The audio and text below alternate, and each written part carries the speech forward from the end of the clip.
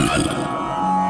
पवन पुत्र हनुमान ने प्रभु श्री राम की जय जयकार करते हुए भयानक गर्जना के साथ रणभूमि की ओर प्रस्थान किया। सभी वानर योद्धाओं ने अपने अपने मोर्चे संभाल लिए थे। देखते ही देखते राक्षसों की विशाल सेना रघुकुल नायक श्री राम की सेना पर टूट पड़ी। मेघनाद की स्थिति कुचले नाग की सी हो गई। वो इस बार पूरी तैयारी से आया था।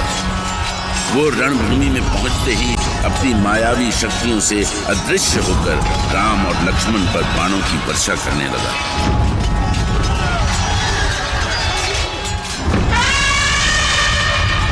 वीरता का ढोंग करने वाले वनवासियों, आज तुम दोनों की मृत्यु मेरे हाथों लिखी है। साहस हो तो इंद्रजीत मेघनाद का सामना करो।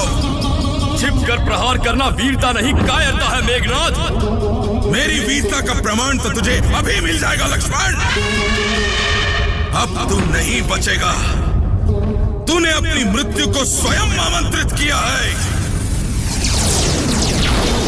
ओम सिद्धाय सिद्धाय जागृत जागृत वीर घातिनी शक्ति शत्रु नाशाय। ये ले, संभाल स्वयं को।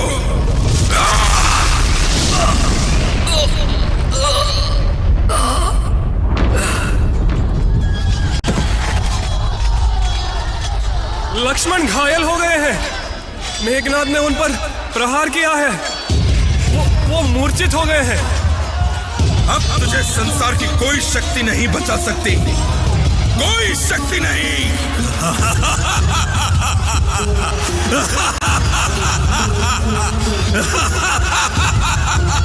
पिताश्री, पिताश्री, हमने लक्ष्मण का वध कर दिया। पिताश्री देखिए, पिताश्री देखिए, उसका मृत शरीर रणभूमि में पड़ा है। भैया लक्ष्मण, आपको कुछ नहीं होगा। भैया लक्ष्मण, आपका कोई बाल भी बाका नहीं कर सकता। मैं आपको कुछ भी नहीं होने दूंगा। उठिए भैया लक्ष्मण, भैया लक्ष्मण उठिए। लक्ष्मण की दशा हनुमान से देखी नहीं गई। उन्होंने दोनों हाथों से अचेत पड़े लक्ष्मण को उठाया और पवन वेग से श्री राम की ओर दौड़ पड़े। उनके पीछे वानर भालुओं का विशाल समूह भी दौड़ पड़ा। श्री राम ने जब अपने प्राण प्रिय भ्राता लक्ष्मण की ऐसी दुर्दशा देखी तो वे व्यग्र हो उठे। उनकी आंखों से आंसुओं की धार बह निकली। लक्ष्मण, उठो लक्ष्मण, उठो मेरे भाई। तुम इस तरह मुझे छोड़कर नहीं जा सकते लक्ष्मण। अरे अभी तुम्हारा दायित्व पूरा नहीं हुआ लक्ष्मण। तुमने तो सदा हमारे साथ रहने का वचन दिया था लक्ष्मण। उठो, क्या भूल गए तुम? भूल गए कि तुमने अयोध्या में विजय उत्सव मनाने की घोषणा की थी। तुम्हारा वचन कभी झूठा नहीं हो सकता लक्ष्मण, कभी झूठा नहीं हो सकता। उठो मेरे भाई, लक्ष्मण उठो। मुझसे ये सब देखा नहीं जाता तात जामवंत। प्रभु की ये पीड़ा मेरे लिए असहनीय है। भैया लक्ष्मण के बिना प्रभु जीवित कैसे रहेंगे, इसकी कल्पना भी मैं नहीं कर सकता। रणभूमि में ऐसी घटनाओं से वीरों का दुखी होना ठीक नहीं है हनुमान। तुम चिंता मत करो, मैं प्रभु श्री राम को धैर्य देता हूं। आंखें खोलो लक्ष्मण, आंखें खोलो। देखो लक्ष्मण, तुम्हें देखने के लिए कितने लोग खड़े हैं। और हमें माता सुमित्रा से आशीर्वाद भी तो लेना है लक्ष्मण। माता सुमित्रा को तुम कैसे भूल सकते हो लक्ष्मण? उन्हें छोड़कर कैसे जा सकते हो? तो उठो लक्ष्मण, उठो मेरे भाई, उठो। आप दुखी ना हो प्रभु। यदि आप ही विचलित होंगे तो हमारी क्या स्थिति होगी? मैं विवश हूँ रीछराज जामवंत, विवश हूँ मैं। यदि मुझे इस पीड़ा का पता होता तो मैं पिता की आज्ञा ठुकरा देता रीछराज, मैं पिता की आज्ञा ठुकरा देता। मैं कभी वन में नहीं आता। अब कौन सा मुंह लेकर अयोध्या जाऊंगा? पत्नी के पीछे भाई के प्राण गंवाकर किसको मुंह दिखाऊंगा रीछराज? किसको मुंह दिखाऊंगा?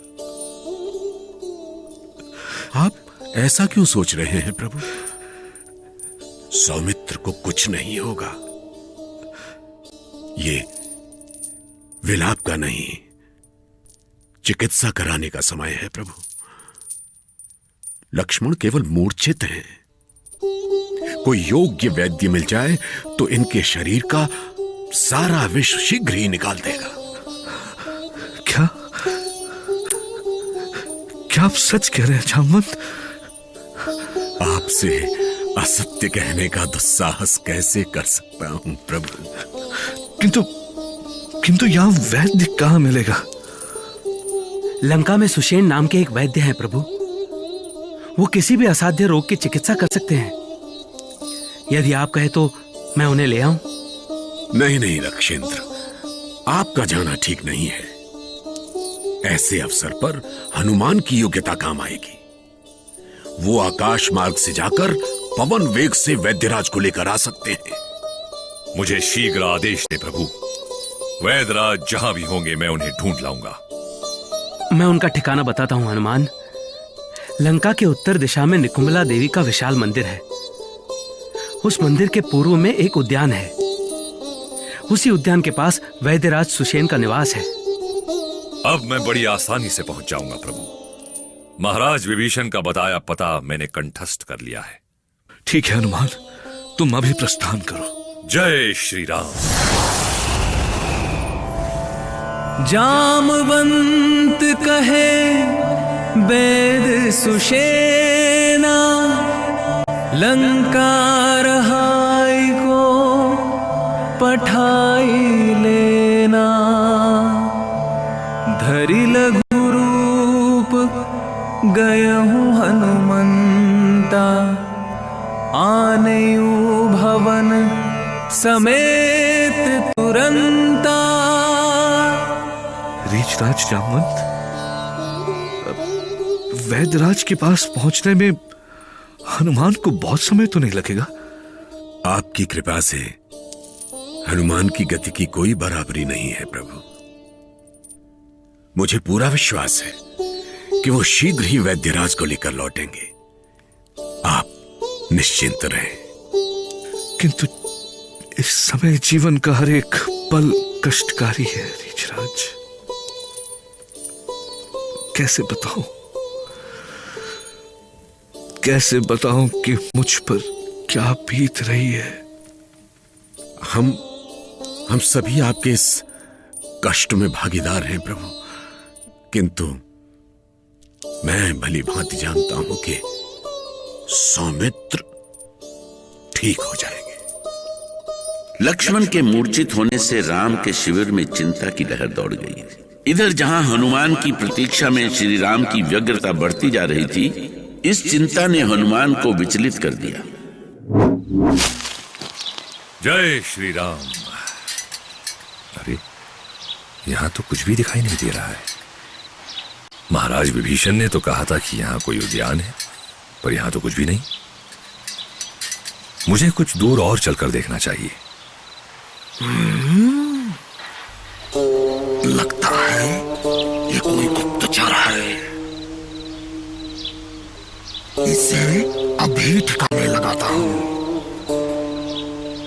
लंकेश को सूचना मिलेगी तो बहुत बड़ा पुरस्कार देंगे। लेकिन ये गायब कहाँ हो गया? अभी तो यहीं था। तो ये है वो उद्यान। हेलो, कौन हो तुम? ये कौन आ गया? इस समय तो मुझे इससे बात करने का भी समय नहीं है। आगे मत बढ़ो, मार डालूंगा। अरे बड़े वीर हो तुम तो, पर अभी तो अपनी वीरता अपने पास ही रखो। मैं यहाँ किसी आवश्यक कार्य के लिए आया हूँ। तुम्हें पुरस्कार देने के लिए समय नहीं है मेरे पास। मुझे सब पता है, तू गुप्तचर है, लंकेश का भेद लेने आया है। मैं तुझे जीवित नहीं छोड़ूंगा। अरे तुम तो स्वयं गिर गए। देखो ऐसे प्रहार करते हैं। जय श्री राम।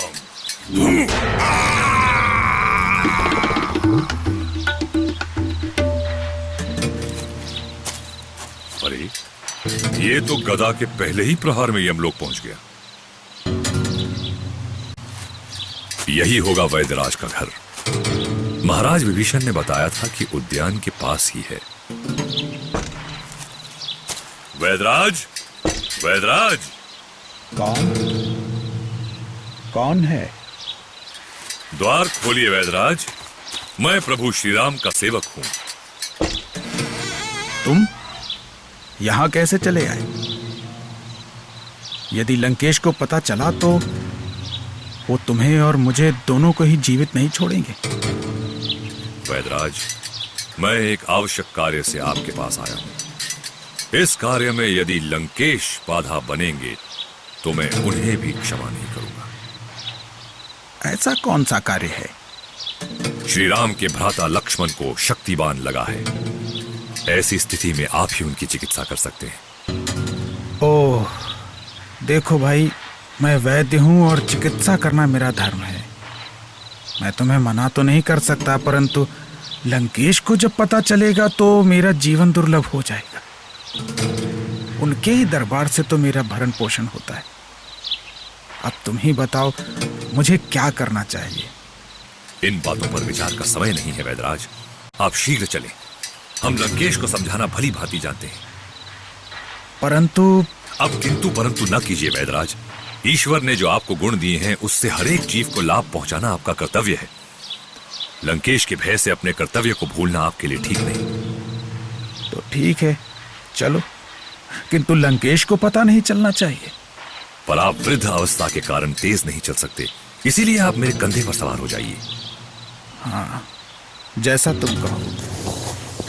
जय श्री राम। वानरराज सुग्रीव, अब मैं क्या करूं?